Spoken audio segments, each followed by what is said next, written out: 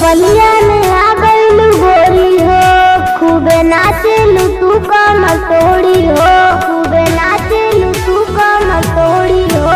जिला बलिया में आ गइलू गोरी हो, खूबे नाचेलू तू कमर तोड़ी हो। अच्छा ये बतावा काहे तू आ गइलू?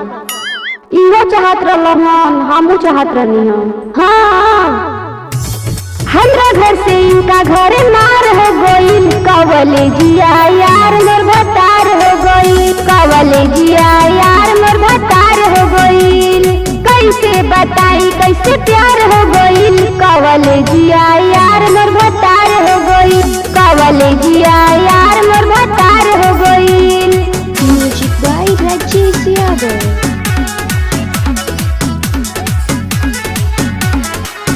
ये बड़े महाराजा महारानी के रखस हरदम ख्याल, यह जवानी के यह जवानी के।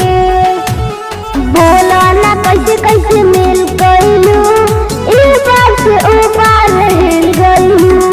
ऊपर से करेलू कि भीतर से? भीतर ऊपर पवित्र से हो। मिले खातिर दिल बेकरार हो गईल, कवले जिया यार मोर भतार हो गईल, कवले जिया यार मोर भतार हो गईल।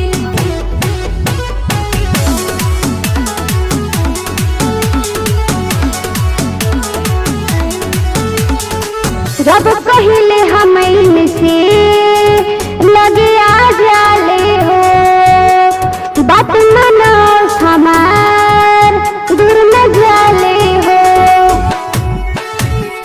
इंटर तू बीए तू पास कैलू, हैदे रोड तू क्रॉस कैलू। ई बतावा अच्छा दिन रहे कि रात? दिन रहे कॉलेज के पीछे।